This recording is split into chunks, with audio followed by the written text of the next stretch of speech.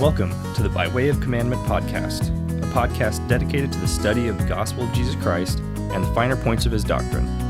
Join us as we study the gospel through the scriptures and standard works of the Church of Jesus Christ of Latter-day Saints.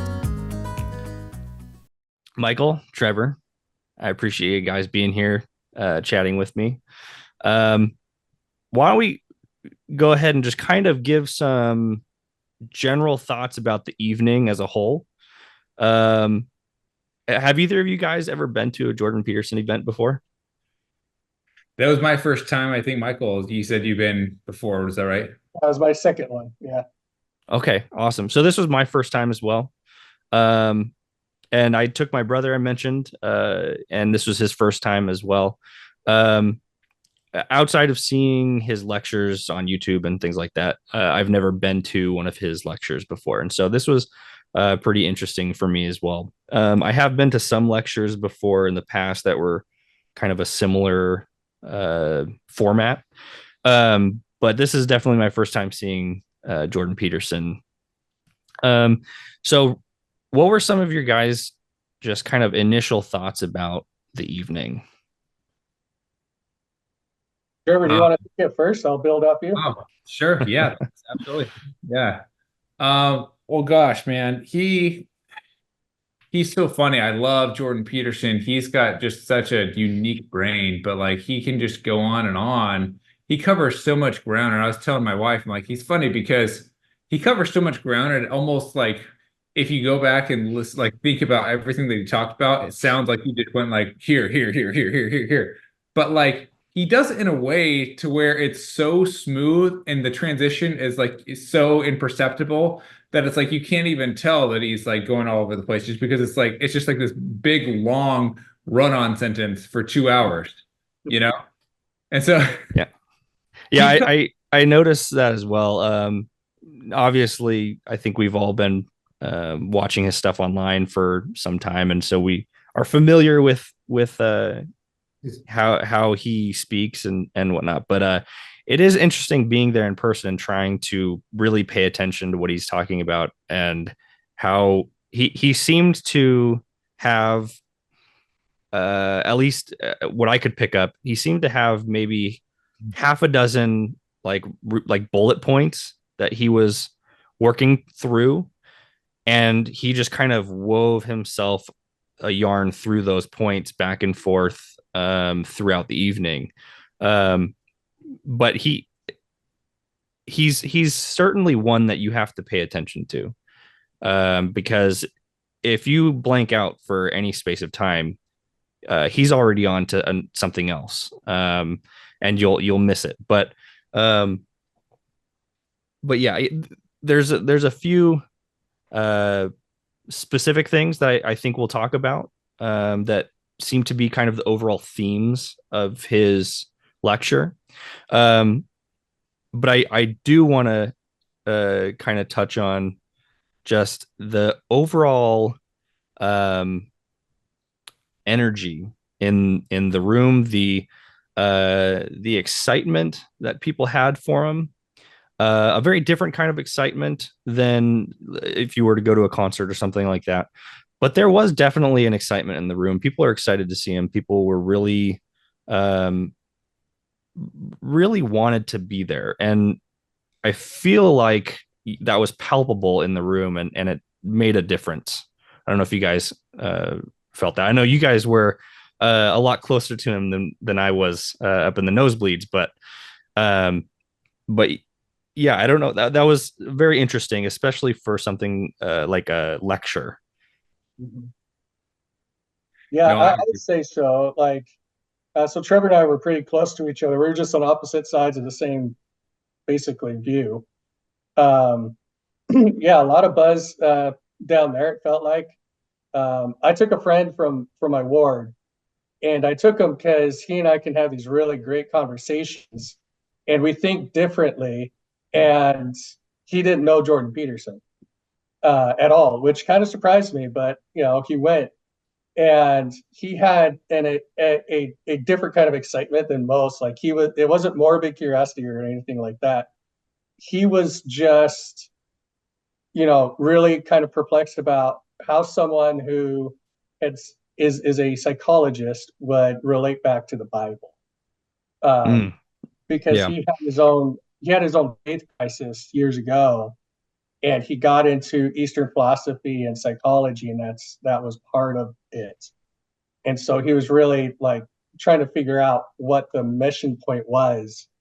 Um, the other people around me, they were excited for many different reasons. A lady that was right next to me absolutely drug her boyfriend with her, and she was very excited for Jordan Peterson, and he was the one not in the know. And she was the first one clapping at everything. And whenever someone did, it was her. And just a lot of other happy faces, a lot of excitement. I saw several father son pairings, which is really cool and unique.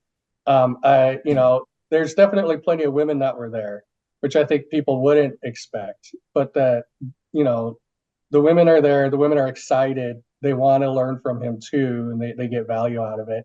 It's not something that a lot of people think is really the case with him. So yeah, a lot of excitement, and a lot of different reasons for the excitement, I think.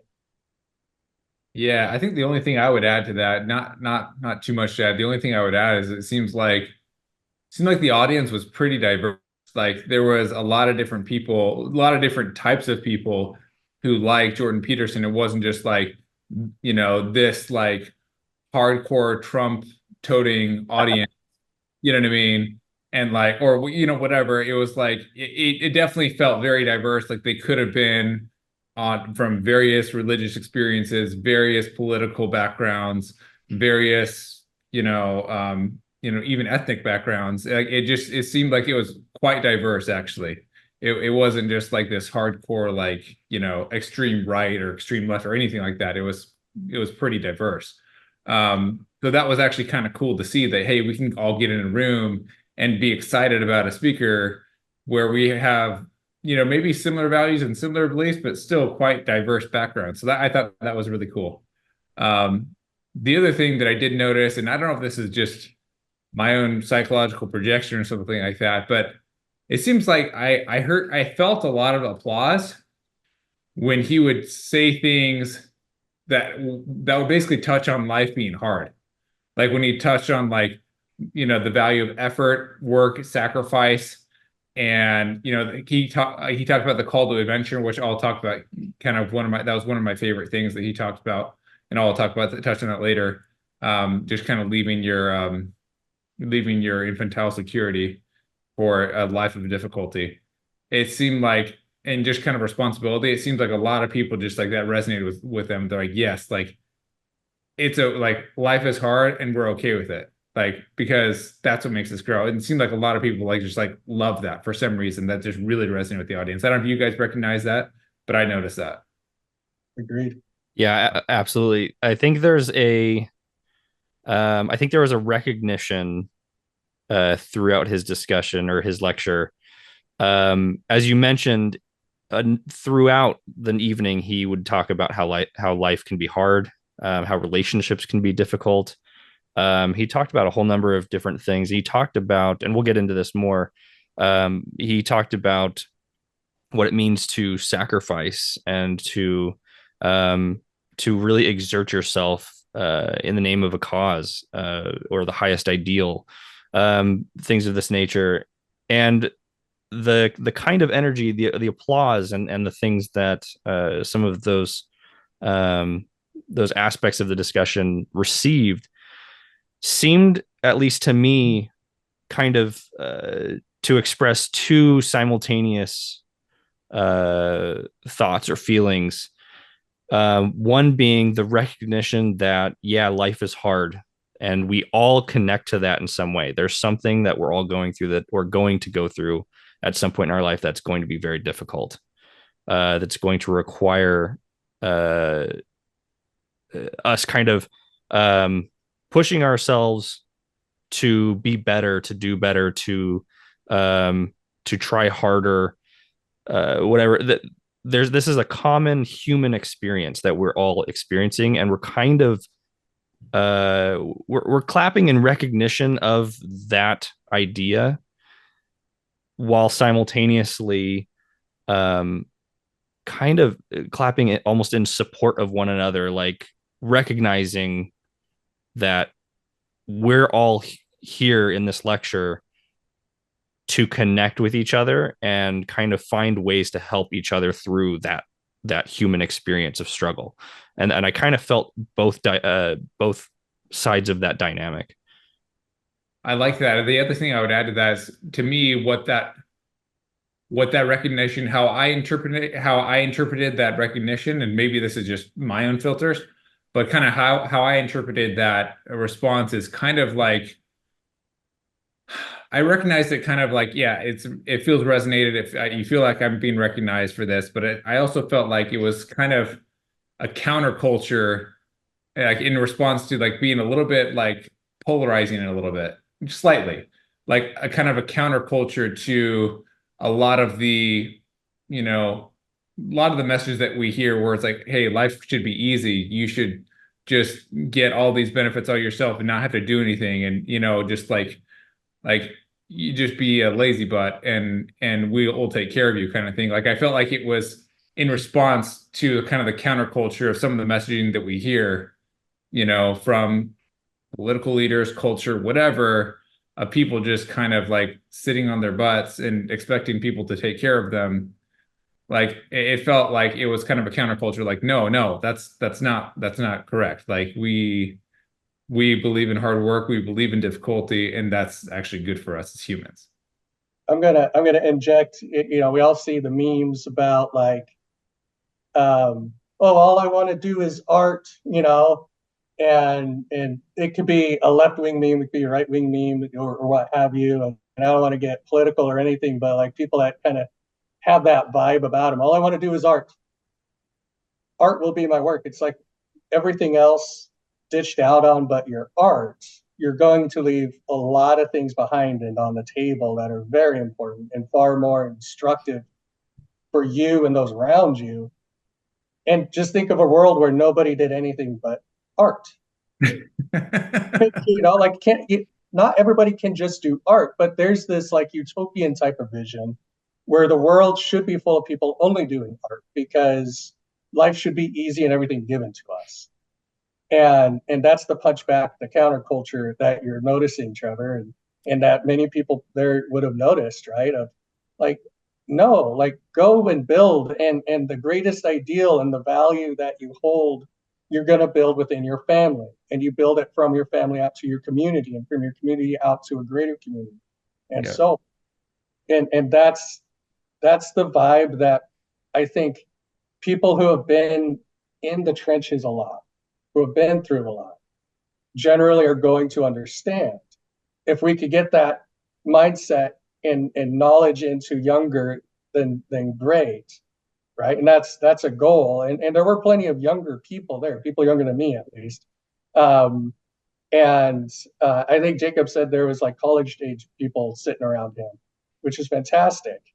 And the more we can get them to understand, it's not all lollipops and a yellow brick road, Right. right? That you got to leave that yellow brick road, go out into the world, and face flying monkeys, basically. Did you get that sense, Michael, too, of me feeling like it was a response to like a counterculture response, or is that just me? Yeah. No, absolutely, yeah. And that's one of the things is a lot of the pushback against him is, well, he's countercultural in different ways. Like people have caricature ideas of what he's actually saying or means all the time, as they do with many other people, and the caricatures, they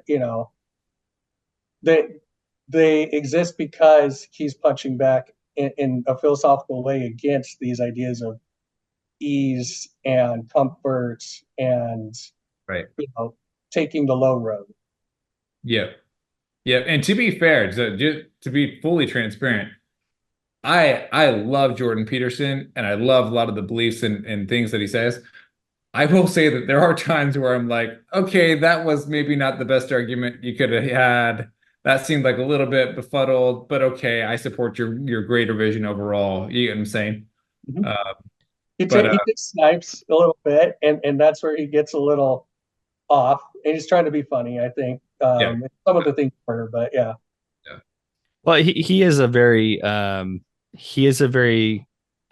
quirky kind of character. He thinks a little bit differently than most. He's thought very deeply about specific topics and uh, what with his career, the trajectory he's had throughout his career, and the different areas that he's worked in as a psychologist, clinical psychology, and he's done some research in a few different areas, and then becoming a professor and then being kind of thrust into public spotlight. Um, it's I expect him to have his quirks. I expect him to say things that are his personality coming out, and that certainly came out the other night a few times. He would make a joke about something or whatever, uh, and I do want to point out you're right about the diversity of um, the group in attendance. There are a ton of younger, what I think are college age, maybe even some high school age kids that were there with parents and friends. I had um, I had some people just kind of in the row in front of me.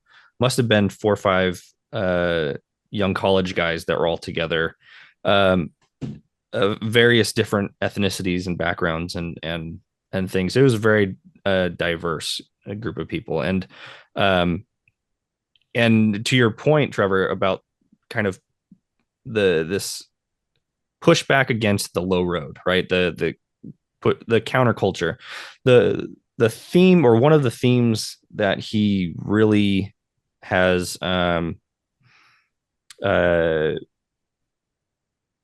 one of the notes that he really hits hard, not just in this lecture in particular, but throughout his books, throughout many of his lectures and things that he's done over the last several years, has been kind of pointing up a mirror to culture and saying this is what you look like and this is where it's leading us. This idea of everything should be easy, everything should be given to you. um if somebody is more privileged than you are, then it's because of some overt exercise of power and oppression and whatnot. And he's been kind of lambasted for sharing his particular thoughts on that topic. But what is so uh, wonderful for me to see is just how many young people were in attendance. Um, they could easily be at the movies. They could be uh, doing literally anything else that would just be fun entertainment, no brain necessary. But they weren't. They decided that they were going to spend their evening going to a lecture to hear a psychologist talk about life being hard. Yeah. And I find that incredibly moving and inspiring in and of itself. Yeah.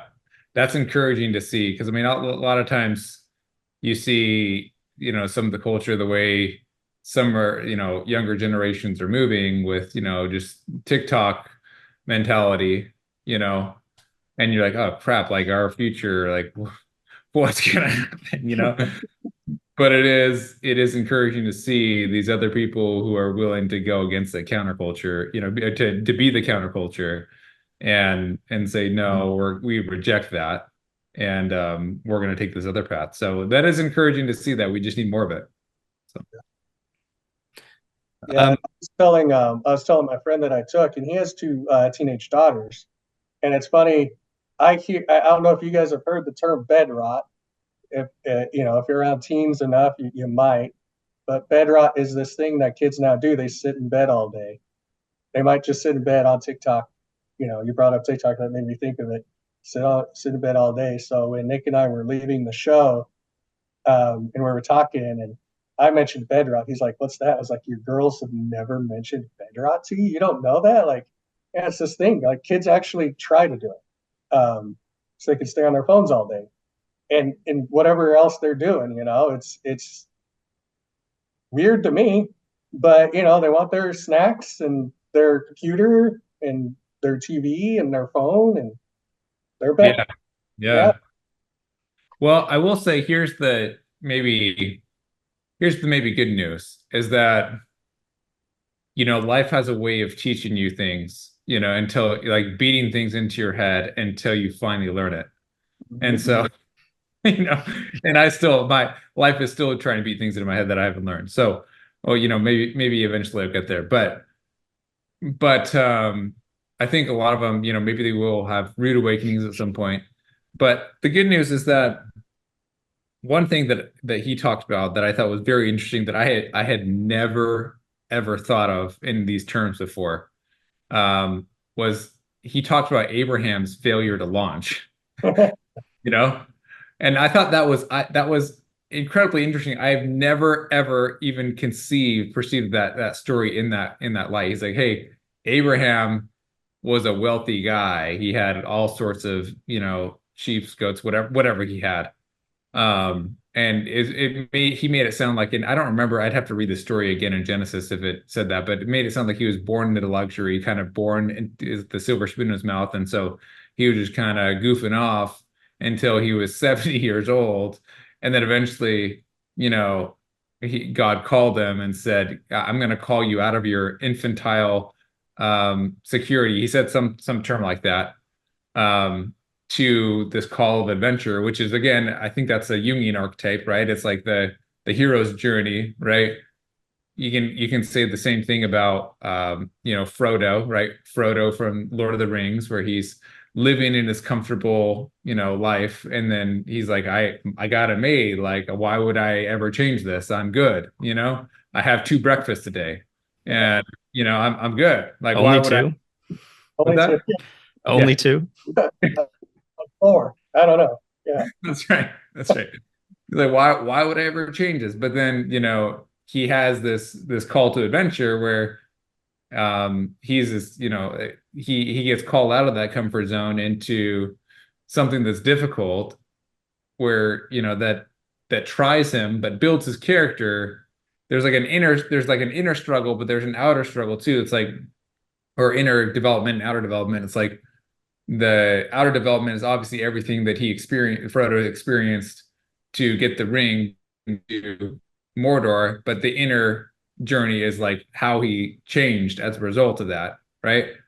And so it seems like he was kind of comparing that mentality of the hero's journey to Abraham, but it also applies to each of us because, frankly, we, especially like in America, in other countries, it's maybe not as much, but in America, we experience like so much wealth, so much comfort, even if we're not in a wealthy household, like the level of wealth that we experience as Americans is far, far, far supersedes any other nation where they're struggling from the time that they're born, and so like, and then he talked about how like he as a psychologist, he would talk to somebody who was like 40 years old and they had barely launched. He's like, hey, well, look, it's better late than never, so anyway, I had never thought of Abraham as a launch rate. But like, I love that he talked about like how this challenge is actually what's good for you. It's like it's like, you don't want a challenge that's too high, because if it's too hard for you, then you'll just give up and you'll never get there. But if it's too low, then it bores the crap out of you, and you don't want to do anything with it. You're just like, I'm bored, But if you have some challenge that like is equal to your level of capability, that's where it's like, okay, I'm playing a one-on-one basketball team with my opponent, and this is how I grow, and this is how I change, right? I don't know if he mentioned this that exact idea in this one, or I was listening to some of his stuff before, so I could be mixing some things up here. But I don't know, that just kind of really resonated with me. It's like, because it's so easy just to get in your comfort zone with different things, but like, when you are willing to leave that behind, that's when growth really happens in really any area of your life. So that was kind of like for me, that was probably like one of the biggest things that I took away from it. I also liked him talking about like aiming up. He talked about aiming up several times and how like Christ, Christ was on the cross, he said that was the ultimate example of like being at the lowest of all low, but still aiming up is kind of the terminology that he used. And I thought that was very profound. It's like so we can use that as a allegory for ourselves as well, that sometimes life is going great and that's awesome. There's nothing wrong with that, but sometimes it's not. But regardless of what's happening, we can always keep our aim up towards that higher purpose. And that's what provides that's what gives life meaning and what gives us ability to be challenged and grow. Yeah, Good. it's the Yeah. think celestial. Yeah. Is kind of how I read that. President Nelson's think celestial. There was a talk some years ago, and I can't for the life of me remember who it was, but they had just been called as a member of the 70 or something, and they were in the elevator and saw, was it President Monson? And he's looking down at his shoes, uh, feeling the weight of the world on his shoulders with the new calling and whatever. And I think it was President Monson, says, it's better to look up. And I feel like that's kind of in the same vein here that Jordan Peterson was talking about. It's where is your aim? Where are you looking? Uh, I guess we should probably say the name of the tour is the We Who Wrestle With God tour. So most of the themes revolved around, at least in some degree, biblical stories. Um, so Abraham being kind of, I think, one of the major characters that he stuck with throughout the evening, though he touched on a number of other things as well. Um, I will say there are there are times when he'll bring up a particular biblical story or character and explain some aspect of their particular narrative within the scriptures. And I kind of chuckle a little bit because I know that the restored gospel has provided some added insight into maybe this particular area. Um, and so it is interesting, the call to adventure with Abraham, or the, what did you call it, the failure to launch. Abraham was this, he was getting older, he wasn't a spring chicken anymore, but he had lived fairly comfortably, and it took God calling him out of his comfort zone to start his adventure as an older man, right? And I think we would say, as looking at the book of Abraham, we might say that there are some important details in there that maybe help us better understand, or bring some clarity to what that call to adventure looked like. Um, but I do find that to be quite interesting, the way that he put that. I don't know if you guys have ever seen that movie Failure to Launch, but it's a funny one. So when he said that in the lecture, I immediately thought of Matthew McConaughey. And I was like, that would be a very interesting person to play Abraham Abraham. in some live action film about Abraham's life. But I don't know. That'd be funny. What would you say are a couple of the insights that the restored gospel provides that like we're missing in Jordan Peterson's talk? So missing, I don't know if I would necessarily say anything was missing. What I would say is that I think the restored gospel provides greater clarity. Okay. Um, and I kind of want to get into this, some of the major themes that I think he touched on that resonated for me, had to do with specific laws and principles of the gospel, that Latter-day Saints would recognize fairly quickly as being part and parcel with the temple endowment.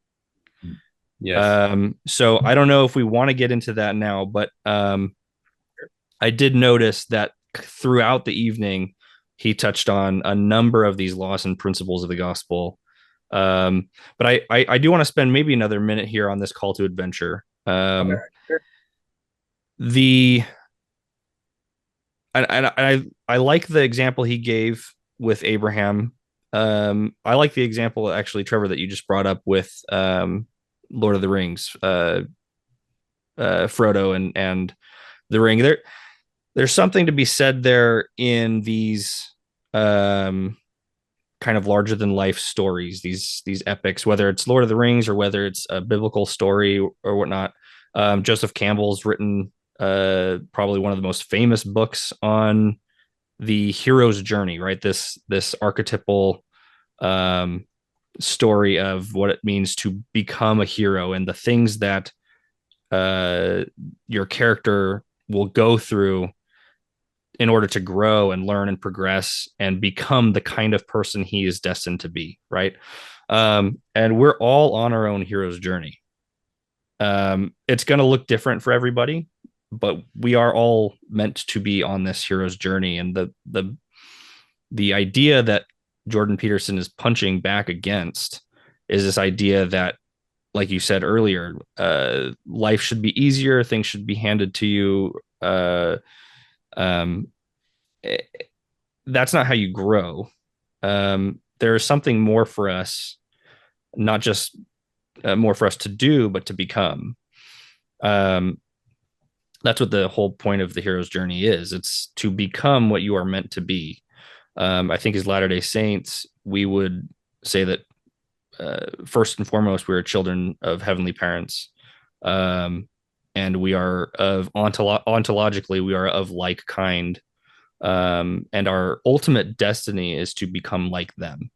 That's our hero's journey. That's our destination. We're here to experience the call to adventure that gets us on that path back home to the point that we assume the role of sons and daughters unto God, and all that entails. I think is the overarching story of our lives. And I heard so much of that interwoven throughout the evening, with the use of a number of these different stories and characters that he discussed. I don't know if you guys have some more to say on that. Yeah, I was just gonna. Go on. Oh, go ahead. Okay. I was just gonna say something that I noticed too is, yeah, it's like he's read the Book of Mormon, or he knows LDS theology in some sense, because um, one of the common complaints by atheists, um, I actually appreciate atheists giving, because sometimes they give worthwhile challenges to different ways of thinking, challenges to different arguments. So you have to kind of think through things a little bit more. So but sometimes they're a little bit lazy in their thinking as well, depending on the issue. I'm not saying always, but like one of the things they're like, okay, like it's kind of a little bit of a lazy argument, like just basically the problem of evil, right? Like, why is there evil and suffering in the world if we have an all, loving God? Like, that seems like it doesn't make sense. But like, one of the things that I believe he said in this one, and hopefully I'm not mixing it with someone else, but I think he said in this one is that, like, I think he didn't quite use the word problem of evil, but he basically said something like, why is there this in the world? And he's like, listen, you can't push back against something unless there's something to push back against, right? And so, like, he's basically saying, like, the nature of reality, the nature of existence is that you have to have something to push against. So, like, that naturally implies that there will be opposition, and that there will be evil, right? Otherwise, there would be nothing to push against. Like, and that's if you can't push against it, then you can't grow. And this is obviously straight up into Second Nephi 2, where it's like there's opposition in all things, and if there was an opposition in all things, then he said, Lehi says, the God will consecrate all things for your good, right? And that's like, and then we know about that with the plan of salvation. That's literally one of the biggest reasons why we came from a pre-existent spiritual state into a mortal existence. That is literally like one of the primary reasons, you know? So it's almost like uh, Jordan Peterson has this Latter-day Saint theology without being a Latter-day Saint or knowing the theology. So Oh, it's, 100%. Yeah. yeah, go ahead. Because like, so this is where it's funny, and we'll do a quick shout out for Jacob Hansen and his little Jordan Peterson teaches elders forum videos, because that's so right. Once you actually engage with him, you see how he gets the theology, and he gets there because, as he said, he doesn't just study the stories for a quick read through and to get proof texts. He studies the stories to get to the deep core, profound truths within them. And to Jacob's point about it being very temple heavy, Peterson literally mentioned covenants numerous times. The word covenants was spoken. We don't hear covenants a lot, even out in Christendom. And so he comes away, and he's also been studying with some Jewish guys, and guys, that are biblical scholars, so that could help him. Sure. But like Jonathan Pago and others, but like he comes away understanding there has to be a covenant, and the covenant must require sacrifice. And the sacrifice must be to the highest ideal. And that highest ideal then infuses its spirit into you. These are things he said. And that is very LDS. We take the sacrament, why? So that the spirit may be with us always, that we may always remember. Mm. We go to the temple to learn the laws of obedience, the laws of sacrifice, laws of consecration, and covenant to obey. And that's Abraham. And that's also, he mentioned Cain and Abel, and he mentioned Job, right? With all the suffering that Job went through. But the idea that he can get in, and he's using psychological tools to do so, to the scriptures and find, well, there has to be covenant because there's law. Because there's law, there must be opposition. And it is very Second Nephi 2, as well as 9, as well as 31. And so you see him finding those things, and you really just wish he'd grab one of those mini Books of Mormon, whatever it is, that he's been given. Copies of the Book of Mormon. Yeah, copies of the book. There we go. Jacob's always going to correct. And so if he were to get introduced to it, I think he'd gravitate quickly, right? If he got introduced to the Book of Abraham, I think he'd gravitate quickly because the ideas are all there. And so some of these ideas, like what we get from the Book of Abraham that isn't in Genesis, is that I desired the blessings of the fathers and the rights to the priesthood. We don't have that specified by Abraham in Genesis in that record, but we have it in the Book of Abraham. And what is he talking about? It's the law. It's the understanding and teaching of law. It's the covenants made towards that law, that higher ideal, and what it means that he becomes one with God so that his seed is numberless like the stars, right? And Peterson talks about the seed and the proliferation, right? The eternal increase. And he gets into the New Testament and he starts talking about that, how it's, he who debases himself, lowers himself, becomes the highest. And if you give the most, you get the most in return. The talents turn into 10 and whatever, and they never end.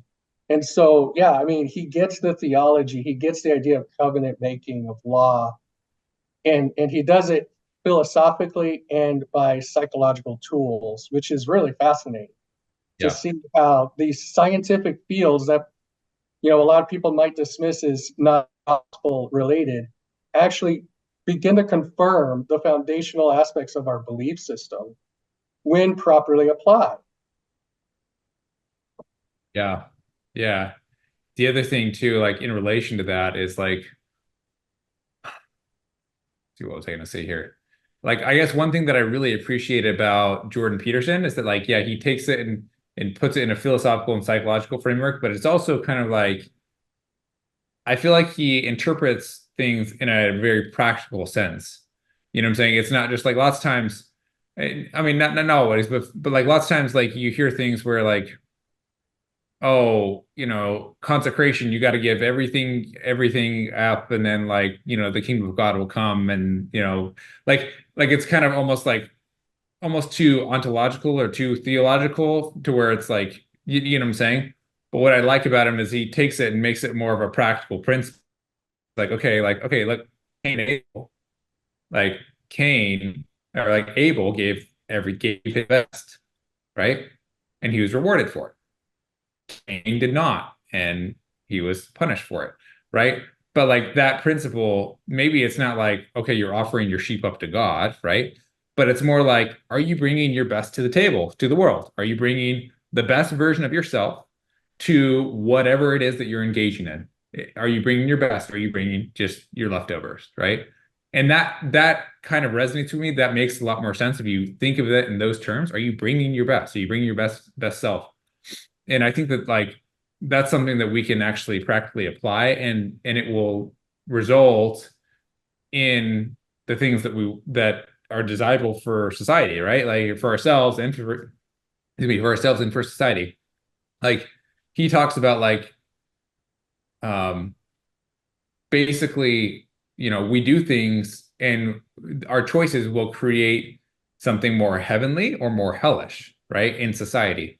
And so thinking of bringing that in practical terms to this life, like that makes a lot of sense. Like there are certain principles that will lead us to hell, metaphorically speaking, or lead us to heaven. And that's in two ways. Like one, like the joy that it brings us or the misery that it brings us, but also like the fruits, the external fruits and results of our labor, And that's the other thing that I love too, is that he very, very simply defined in this lecture too, like what sacrifice is. Because sometimes like we think of sacrifice like, okay, I don't know, we just think of it's too grand of an ideal. But he basically said, like, look, work is sacrifice. Like doing just work, like that, it literally is a definition of sacrifice. Like when you do something in the present for something in the future, like that is a form of sacrifice. You're kind of sacrificing the present for a better future. And that's not to say that you're not going to enjoy the process and that it's not going to be, fulfilling to you, but that is a form of work is a form of sacrifice. And so having that mentality, it's like, okay, if we're working towards good ideals, like we are keeping our covenants in the temple, and then if we're bringing the best of ourselves to the table and everything we do, work, family, business, church, whatever, that is how we live the law of consecration, and we give a sacrifice, analogous to Abel instead of Cain. Yeah. So, Michael, you already mentioned he used the word covenant. Must have been, I don't know how many times, 20 times, 30 times throughout the evening. And he talked about he talked about the law of sacrifice kind of all throughout. And he did differentiate. There's certain ways that he spoke about sacrifice that were a little bit different, specifically for an individual, what it means to bring your best to the table, to give of your best in any scenario, whatever that is, in your work life or home life, your offering of your best, whatever that looks like. But he did talk about sacrifice within relationships, and specifically, he spent a lot of time discussing the marriage covenant. Yeah. Um, Yeah, he talked a lot about marriage. So yeah, I wanted to talk about this. So, yeah, go ahead. yeah, one of the things that I really appreciated him uh, discussing in in the context of this discussion of marriage being a covenant and a sacrifice, a mutual sacrifice. He mentioned, Trevor, I think you mentioned this a few minutes ago as well, but he talked about how the coming together of two partners to form a marriage is a sacrifice for the other. You sacrifice of yourself, give the best of yourself for the other, and they do so in return in faith, in trust, trusting that you're both coming to the table with the best that you have to offer each other. And one thing he did mention, and I'm not going to remember the exact phrase that he used, but one thing he did say that I found to be incredibly important and like ripped right out of our temple theology is that when two people come together in marriage, when a husband and wife come together in marriage, and sacrifice or consecrate themselves to the marriage, they're not consecrating themselves to each other so much as they're coming together and consecrating themselves to God or to Christ. And he's the one that codifies the covenant and accepts the offering. And I found that to be incredibly important and profound for this kind of a discussion. And I'm hoping that others in the audience caught that as well, because as Latter-day Saints, that's our theology. That's when you go to the temple and you are sealed to your spouse. That is literally the idea is we are covenanting to the Lord to consecrate ourselves to Him, and as we do so, we are sealed together as husband and wife. That's the whole thing. It's not just two people saying I consecrate myself to you and vice versa. It's two people looking up to Christ, consecrating themselves to Him, and He codifies the relationship. It's like Elder Bednar with his tripartite marriage talk. Mm-hmm. You guys remember, and that Christ is at the head. As we move closer to Christ together in marriage, that we climb up that triangle closer and closer to Him, and we become one with Him. Is the ultimate goal, and it's man and wife must do it, because Mm-hmm. man is nothing without the woman. Woman is nothing without the man in retort too, but man is nothing without the woman. You have to do it in union.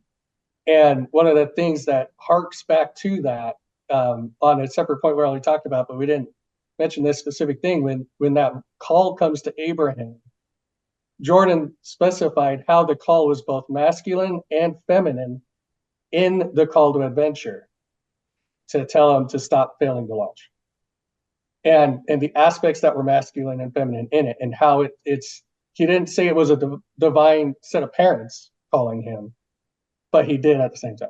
There was both masculine and feminine in the call to adventure, and getting him to move. And it's that same, though in our covenants we bind ourselves to Christ as our Savior and Redeemer, right? And He's that third party in our marriage. We're bringing the masculine and feminine into divinity through Him, if we do it. Yeah, and Jordan, he will often kind of use the figure of Christ as a metaphor for the highest ideal. He likes to use that kind of interplay all throughout his lectures. And so during this lecture, as he was talking about Christ and our marriage union being really a union or a consecrating of ourselves to Christ, and that's how we're brought together in marriage, is when we give of all of ourselves, we sacrifice our very best to the relationship to Christ. In Jordan's terms, he would kind of use that as a metaphor for consecrating ourselves to the highest ideal, and that's what makes the marriage. That's what makes the marriage a covenant, and what makes that covenant in force is we sacrifice ourselves, consecrate ourselves to the highest ideal that our marriage relationship can possibly be, to bring about the best in our relationship and our family. I find that used to be incredibly useful, particularly when discussing, let's say we're discussing gospel principles and things with people not of our faith, right? I find that the way that Jordan Peterson uses God and Christ as metaphors for the highest ideal can be kind of useful in some of these discussions. because it allows people, I think, who maybe aren't religiously or spiritually minded, to kind of bridge that gap of uh, what it is religious people think of when they read the biblical stories, when they're learning about marriage, when they're learning about the gospel of Jesus Christ and how it applies in your daily life. For a non-religious person, that can make all the difference in bridging that gap to understand how it is that we're thinking about these things, and I find that incredibly helpful. I don't know how many people were in attendance. I don't know if you have a guess, but probably in the ballpark of a couple thousand. Um, Yeah, 2,500 maybe. Yeah. yeah, I was going to say 2,000 to 3,000 people ish, somewhere around there. Um, and the type of language that he used throughout the evening, I feel like uh, were kind of like little breadcrumbs for audience members to follow that will eventually lead them to becoming more and more comfortable with gospel terminology, gospel language for understanding their place in the world and their relationship to God, to Christ, to the highest ideal, whatever that looks like for them. But um, I've noticed that over the years, I think you guys have noticed this too. He's become much more comfortable as a speaker in discussing religion and spirituality. I know his wife has become Catholic. His daughter who was also there. She became, I believe she's Protestant. Um, It sounded Protestant. It sounded very much like, that I'm saved. Yeah. yeah, Yeah, It was some type of that. Yeah, it's yeah, interesting. something evangelical. Yeah, I don't know. but what's so fascinating about so to kind of back up to before Jordan even spoke, his daughter, um, what's her name? Um, Michaela. Michaela, thank you. So she came out and kind of introduced her father, but she gave a little bit of her background. Um, and being that the majority of the topics that Jordan discusses on this particular tour have to do with biblical stories and things of a deep spiritual nature. Um, she gave some of her own insights into what she's experienced over the course of her life, and more particularly the last year or so of her life, as she's become a Christian, to use her terms. And um, what I find so interesting is, being that her mother has become Catholic. I know Jordan is very supportive of both his wife and his daughter. He's talked pretty openly about that and how excited he is for them. Um, what I find interesting about the way that Michaela kind of shared some of her thoughts and feelings about her own spiritual journey is she's coming at this from the perspective of somebody who was not raised with a particular religion or theology in mind. She is an open slate, an open book, and she's just taking it all in. And so it seems to me that her uh, her transition into, or her conversion into becoming a Christian is is something that I think is going to deeply affect Jordan. Um, and I think this is my personal uh, opinion on their family dynamic. Not that I know absolutely anything about their family dynamic behind closed doors, but I'm assuming that even more so than his wife, I think his daughter's journey into becoming a Christian will open up avenues for Jordan to think about things in a way that maybe he hadn't considered before. Um, I don't know. I don't know if that's just my own um, No, under I thoughts, agree. but I agree, especially. I mean, and I'll tell it, just to retell it, but the miracle healing of her mom being Mm-hmm. a lynchpin, and that it was rooted in her mom's faith that everything was going to be okay. And why? Well, because God told her so. And that is her mom's words. I forget her mom's name right now, but that's powerful. And that was powerful to Michaela. I'm sure it's been powerful to Jordan and their son and anybody around them, because apparently the prognosis was death. And it was something like a stage 4. And then it cleared up. She had a couple of surgeries, but according to the doctors, neither surgery actually did its intended goal, met its goal. And after the second surgery, no, I'm going to be okay because God told me so. And we might be one of, I don't know about all the other faith traditions well enough to say this, but I know it's been in some kind of a weird form of accusation against LDS that because we claim priesthood authority, we think that nobody else can have miracles. And I just want to say I support that there was a miracle in their lives, at least in this instance. I believe it was very public what was happening with Mrs. Peterson. People knew about it, and that she's healed, and the doctors don't have an answer. And on top of that, that it happens for many other faithful people who put their trust in God, irregardless of their faith tradition, because God works by faith.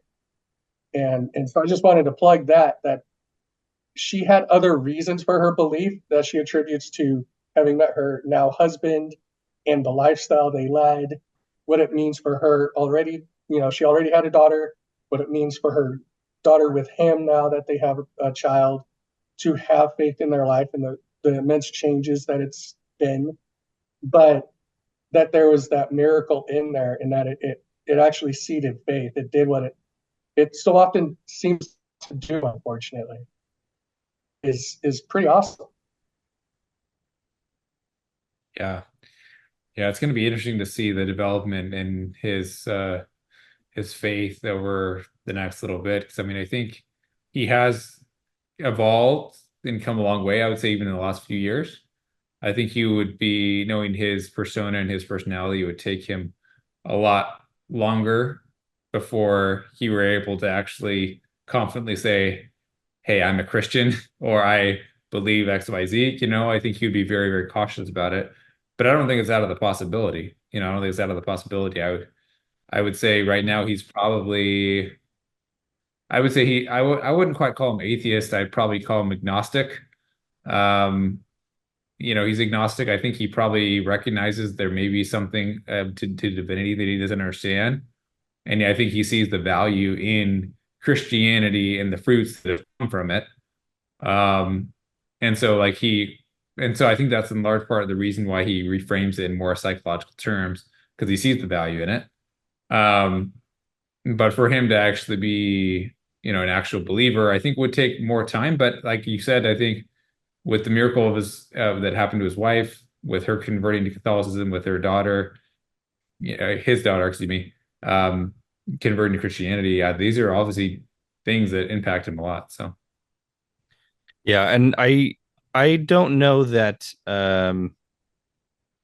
I don't expect him to uh convert to any particular branch of Christianity anytime soon. And quite honestly, I'm sure he's had these conversations before uh with others, but um what it would take for him to kind of settle in on a particular faith tradition and convert, whether it's to Catholicism or something else, I think would take more time. But also from his standpoint, what would that do if he were to join a particular faith tradition or a particular church? What would that do to uh, his audience. perceived image that people have of him and his message that he's trying to share? True. And I'm sure he's had these conversations before, and he's thought through a lot of this. And so for him, this is not a very uh, easy discussion, I think, for him to have, because it would mean, at least the way that it seems to be, to me at least, for him to join a particular religion or church or what have you, um, would alter the way that he delivers uh, his his messages. Yeah. And that could be, very subtle changes, but it would be such that um, I think there's a very real fear that this would negatively impact his ability to reach the amount of people that he has been able to up to this point. And so I'm sure that's in the back of his mind, saying like, even if I do believe, even if he's right there with his wife taking mass every Sunday, I'm sure that's in the back of his mind that if I jump into this and become Catholic or whatever, um, how is this going to affect my ability to reach my audience? Yeah, I agree with that. I mean, especially since there's a lot of people that don't like Catholicism, right? And Christian, in the Christian world as well. You know, um, a lot of Protestant evangelicals don't resonate with that. So I think that's true. I think that's true.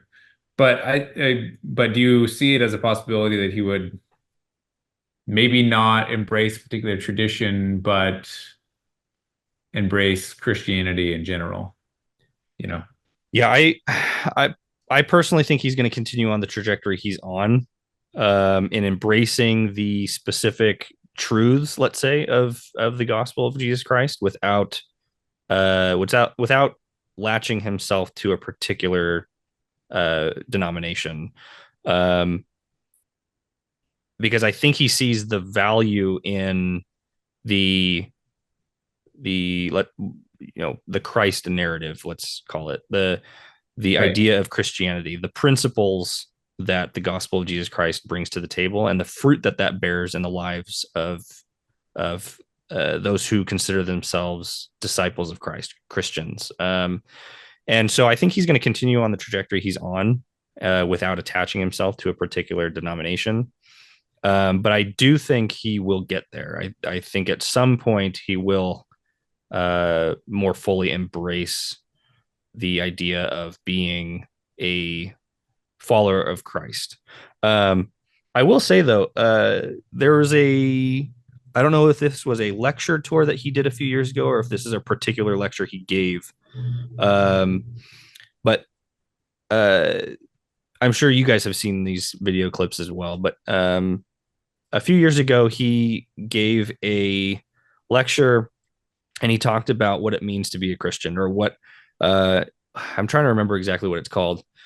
Um, who dare says that he's a Christian or something like that. There's a particular way that he phrased it, and the idea was, to claim to be a Christian, or to claim to be a disciple of Christ, or a follower of Christ, or of God, carries with it uh, a very strong implication of who you are to be, as a Christian, as a follower of Christ, and the burden of being a Christian is so heavy, that it's difficult for him to claim that. Um, and a lot of what he was talking about was, if you say that you're a Christian, if you say you follow Christ, that means you do the things that Christ did. You walk the way he walked, you speak the way he spoke, you lift others. Your life is to be a miniature Christ. And that is no small feat. That's no small thing. And so, how can you so easily and recklessly throw the name of Christ onto you as a badge of honor? Oh, I'm a Christian, or I follow Jesus, or whatever, or I've been saved. Yeah. Any number of these types of phrases and things that we'll hear. Um, he's like he was making the point that that's not something you can just say. You Yeah. can't just say, "Oh, I'm a Christian." What does that mean? What does that mean to be a Christian? Well, it means to be a little Christ. It means to be like him. Are you like him? Are you fully embodying Christ and his uh the what he would say like the highest ideal, right? Are you fully embodying the highest ideals of life in the way that you live and serve in your family, your community? Are you doing all these things? Because if not, then you're basically just a hypocrite calling yourself a Christian. And Yeah. I think there's a lot of truth to what he was saying. And so I know this was a few years ago that he gave this address. I think Michael, you've probably seen this. Um, but the point has stuck with me for a long time, ever since I first heard that lecture. Um, that what he's talking about is uh, receiving receiving the name of Christ via covenant, and you covenant to take upon yourself the name of Christ. It's Mosiah 18. We're gonna get there next week and come follow me. It's Mosiah 18. It's are you willing to mourn with those that mourn? Are you willing to serve others? Are you willing to live as Christ lived? Nephi and as well as others throughout the Book of Mormon, Alma spoke about having the countenance of Christ on you because of the way that you live is so in tune with Christ and his spirit that you are doing the things that Christ did. You are walking his walk. Um, and that's no small thing. You take that upon you by covenant. Um, you don't just flippantly announce that you're a Christian. This is the taking upon you of a covenant obligation to Yeah. be like Christ. And so for him, in both that lecture and what I picked up on in his lecture this week, was while he's using the biblical stories and he's talking about these things, there's a hesitation there to assign the name of Christ to himself as a um, uh, what's As the a word? label. As a label. Thank you. Because I think he recognizes just uh, how um, I think he realizes the strength of that implication. Yeah. And he's trying to carefully avoid, at least I think in his mind, he's trying to avoid being a hypocrite. Um, and Yeah. and so there's something to be said there. I don't know. We could talk about that kind of all day and what it means to be a Christian, what it means to be like Christ. This idea. But the takeaway for me is don't be so careless with the labels that you put on you, especially if that label carries with it any inclination of aggrandizement or weight. Yeah. I agree. I'll add a couple of thoughts. I'm gonna say a few things that I think strengthen that, and then I'll say a few things that I think challenge that a little bit, if you don't mind. So I will say that like I think that I appreciate his thoughtfulness in, claiming to be a Christian or claiming to believe in God, because he's even when people ask him if he believes in God, he's like, well, belief, it's not just more like if a chair exists or a table exists, believing in God is not just existence, it should animate your being and animate your actions and how you show up in the world, right? And so he's like, so I'm hesitant to make that claim. I appreciate that because I do think that a lot of people will use the term Christian, or they will, make these claims where maybe they shouldn't. And um, and unfortunately, sometimes that creates issues And it's like almost anti-missionary work. If they're not, living, a Christian lifestyle, or they're not, showing up in a Christian way, then other people say, well, I don't want anything to do with that, and so it's almost like anti-missionary work. And unfortunately, that is true. I mean, I know somebody personally who, actually, Michael, I think you might remember this story. I had posted it in one of the groups one time, where he grew up in a Christian household, but he was really tired of, and so, but he got a really bad taste in his mouth. So he's like, well, I don't believe in Christ. I don't like Christ. Whatever. Um, but like later on, he was converted to it. But like he realized that like, oh, it wasn't Christ. It was these Christians that I had a problem with, and how they were portraying what being a Christian looks like. And so he actually went down this dark path where he was into, all sorts of drugs, and even started doing witchcraft and all this crazy stuff. And his life was just in a ruin. But eventually, he had some actually profound spiritual experience that he attributes to Christ calling him out of it. That he believed was not, it wasn't drug related, it wasn't whatever. He truly believes, that he had a profound spiritual experience where Christ pulled him out of that, and so he had this new awakening to believing in Christ. And again, like I said, realized that the issues that he had was not Christ, it was Christians.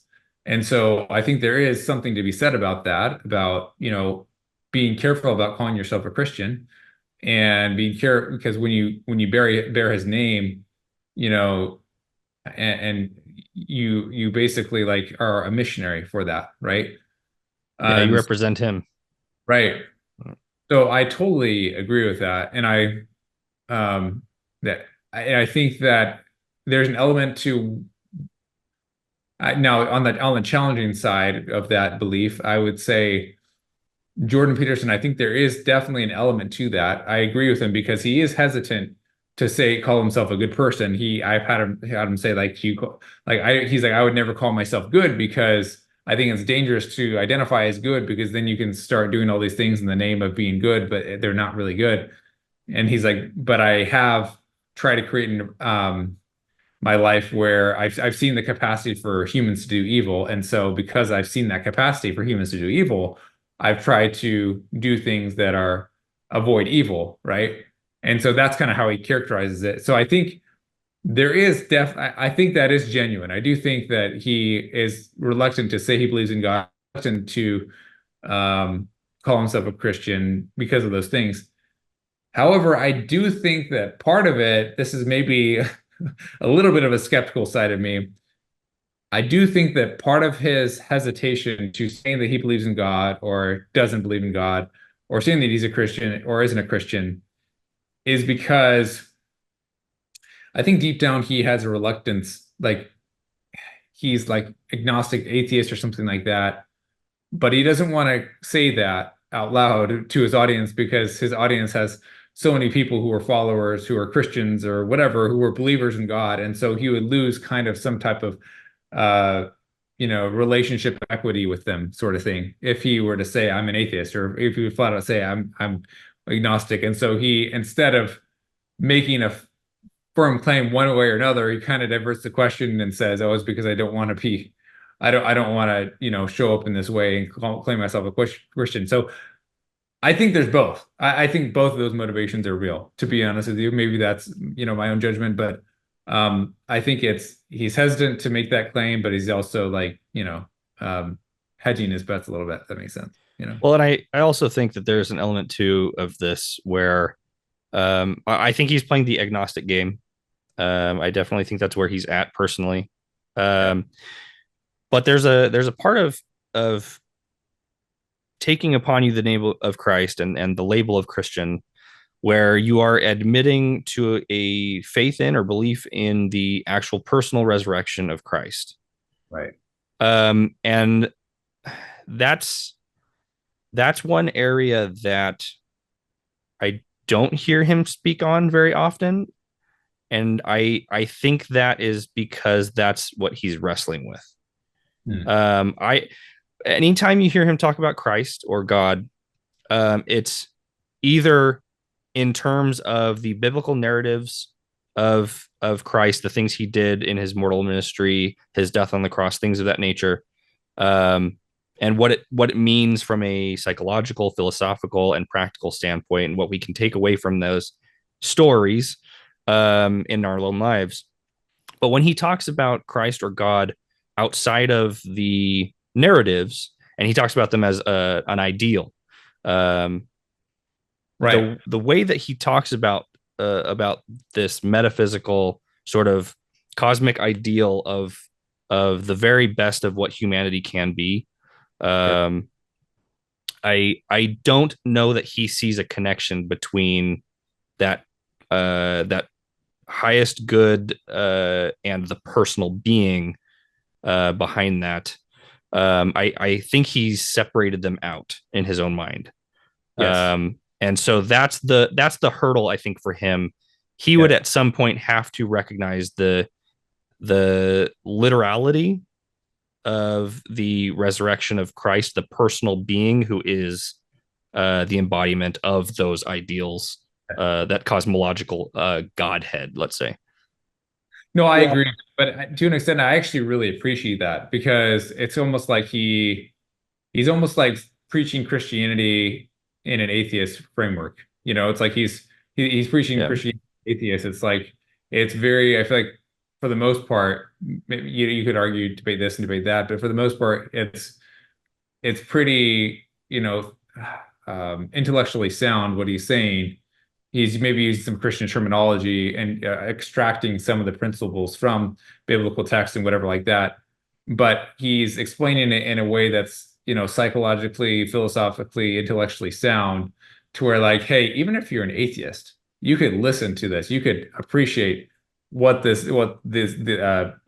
Christianity has to offer. And you can live this way. You can live as a Christian, even if you were an atheist and completely reject any ontological claims. And so I appreciate that because it's like it broadens the circle to anybody, whether they're, a Christian struggling with their faith or if they're just somebody who's never had faith to begin with.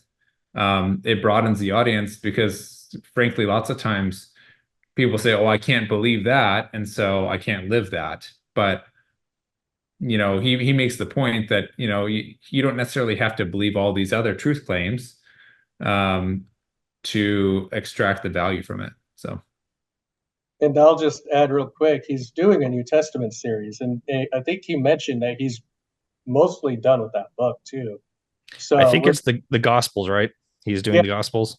Gospels. Yeah, so we're gonna see what he thinks of the resurrection and how he's gonna tie that in as of a resurrection of Christ. And I'm sure it's gonna be highly psychological, highly philosophical, and still like removing the ideal in some way, rescuing the father from the belly of the whale, which he's talked about with Jonah, type of archetypical discussion. But it'll be interesting to know how he's gotten in there and what he's wrestled with there, I yeah, think, and what value we can get out of it as he does so as well.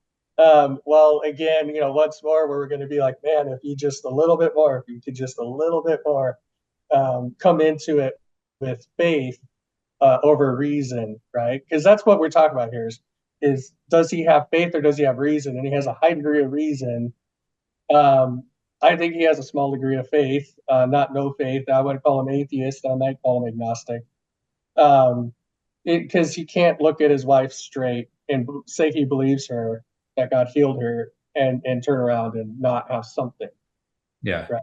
And so there's a nugget. There's a nugget. There's got to be some.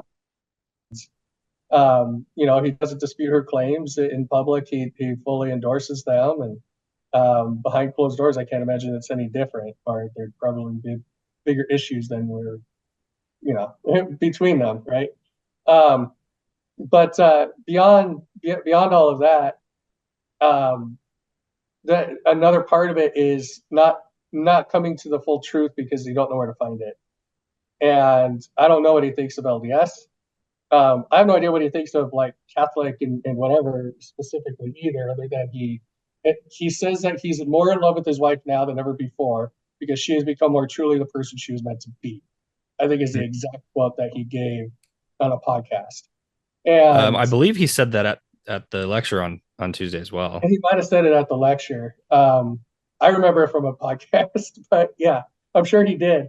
And if that's the case, like there's got to be a little tinge or something. I've actually thought, I think I'm further than both of you on it. I've actually thought he was trending toward Catholicism for a little while now. And as certain elements have entered into what he's been saying while he's done serious stuff, ever since about 2017 or so, the ideas align well with Catholicism. And one thing that is important to note, he loves Carl Jung, right? Jung is the main guy that he references to. Jung, as a teenager, was debating: do I go and become do I go into seminary and become a priest, or do I go study philosophy? And when you get into Jung, you see actually how Jung built his idea of the self around the Trinity being encapsulated in your subconscious. And that's where kind of the highest ideal of God resides.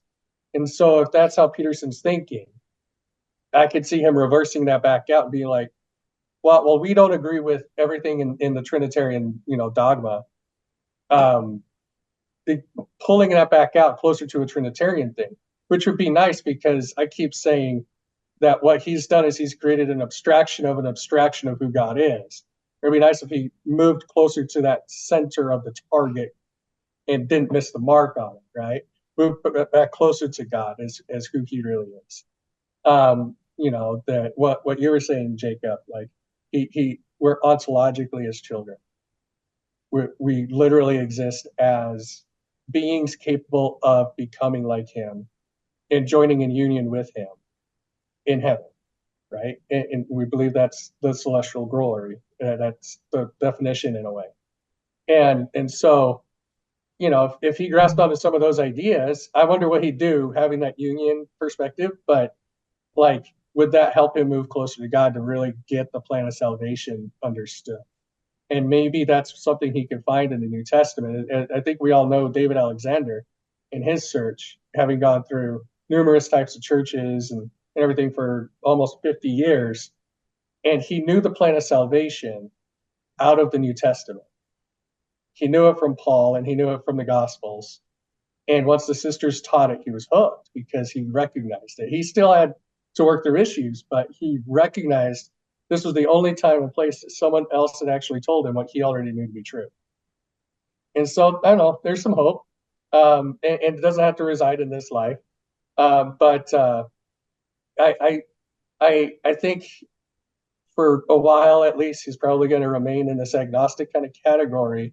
But I think there's got to be some kind of a nugget at the core of faith, that's starting to plug. Go ahead. With how hard he's pushed back against the new atheist movement, it seems to me that he's become much more comfortable with the idea of moving towards Christianity. And it looks like Catholicism is probably where he feels most comfortable. But yeah, if you listen to anything that he's said in the last 2-3 years in his discussions about atheism, he pushes back pretty hard. Not just against atheism from a evidence-based approach towards metaphysics and all that, but particularly with Peterson, it's looking at philosophical and sort of practical reason. But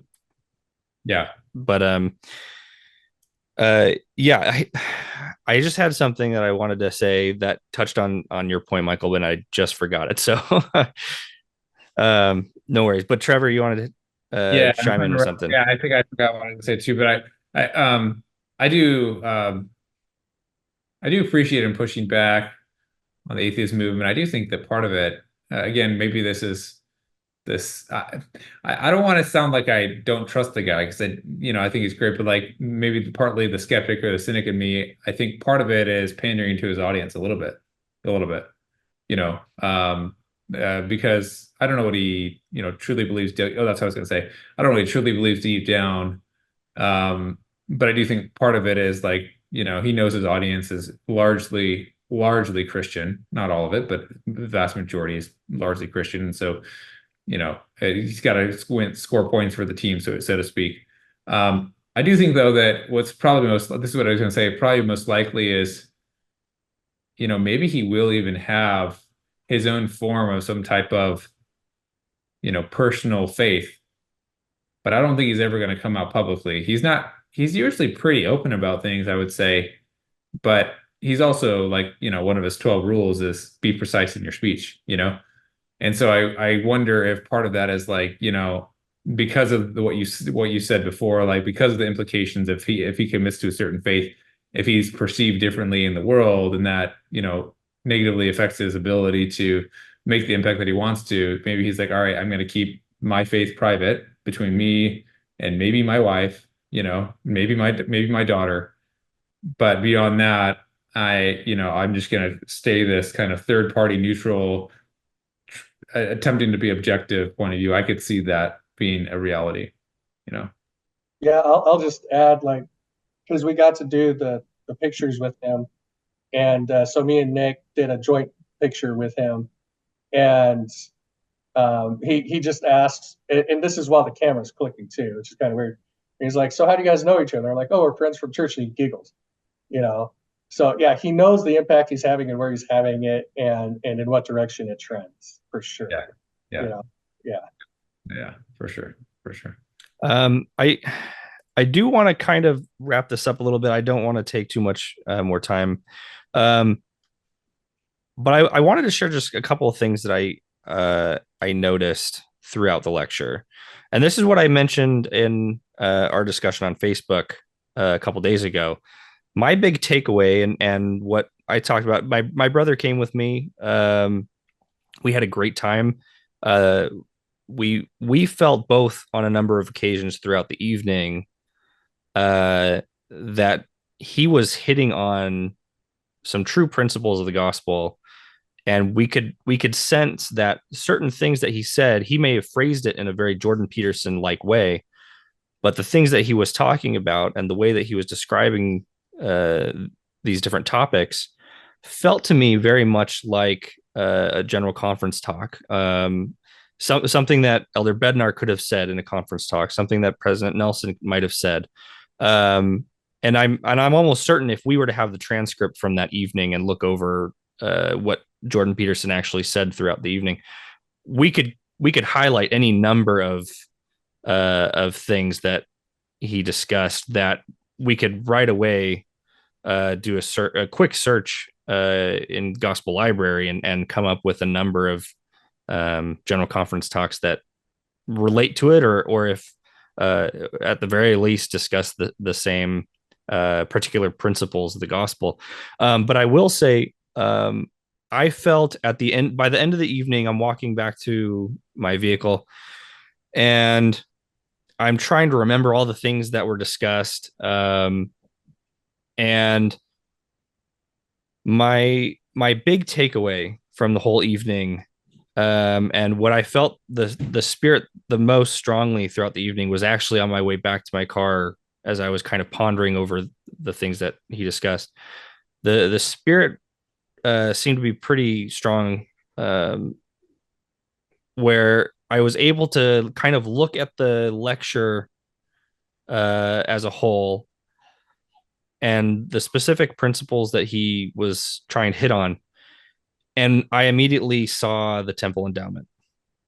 Um, the entirety of the evening uh, revolved around the idea of looking upwards and accepting the call to adventure, accepting the call to leave behind your fallen state, your stationary position in life, and accept the call to adventure and traverse your way through life, accepting full responsibility for trials and struggles, will be willing to sacrifice to give of yourself, consecrate yourself to the highest ideal of what you could be in every moment of your life, uh, yourself personally and within your relationships. And he talked about marriage for a large chunk of the evening, um, as well. But he hit on so many points that I would consider him teaching in his own way: the law of obedience, the law of sacrifice. He taught consecration. He taught chastity, and I would see that in a broader sense, not just sexual relations, but in the sense of the giving of yourself to your spouse, and the authorized use of power and persuasion and love within your relationships. Any number of these points that he hit on to me were like boom, boom, boom, boom, boom. He just taught the temple endowment. Yeah. And he's using terms, Covenant too, right? So right? And he's using terms like covenant to describe how you live out these these principles, these laws throughout your life. And so I came away with a profound sense of having been taught the temple endowment from someone who's never been through a temple endowment. And he did it in a room full of 2,500 people, most of whom are probably 5,000. not Latter-day Saints and probably have never been through an endowment session in their life and may never will be. Um, and he just prepared everybody in that room in some way to receive that, whether in this life or the next. Um, and I'm profoundly grateful for the way that he described these laws and principles of the gospel that we so readily accept and try to live, and we covenant to live as Latter-day Saints. And the way that he used his reach, his name, whatever it is that allows him the ability to reach so many people. He used his hour and a half lecture to teach people about the temple endowment and prepare them in some way to receive that at some point in their life, either in this life or the next. And that was, to me, the looking back on the evening, that was the purpose of the evening. Is Jordan Peterson is being used by the Lord. Uh, it's the parable of the talents. He's using the talents that he has, and he's putting them to work. And the Lord is multiplying his talents. And what Jordan Peterson is able to give is what is Jordan Peterson's way of describing the laws and principles of the gospel, the temple endowment, but more explicitly, it's the plan of salvation. And I feel like he just did missionary work to 2,500 people in one evening, without having to label it as a missionary discussion, without having to put any sort of religious or faith tradition, check mark on the evening. And without ever being LDS himself. Right. That's what's most impressive to me. Is that like he doesn't know I'm sure he knows nothing about the LDS Temple Endowment, but it's like he came across these principles and taught them independently without ever having to do it himself. That's pretty amazing. Because if it were like an LDS scholar or something, that'd be one thing. It's like, okay, I see what you're doing here. You know, but him, it's like, you can't make that claim because obviously he's not even familiar with it. So Yeah, it's one thing for any of us on the call or any other LDS to say, when I read the scriptures, I see the temple woven throughout. It's a whole other thing to have a clinical psychologist, who's worked for the UN and studied at Harvard and Oxford to get up there and teach the temple woven throughout the scriptures because his philosophical and psychological understanding sees it.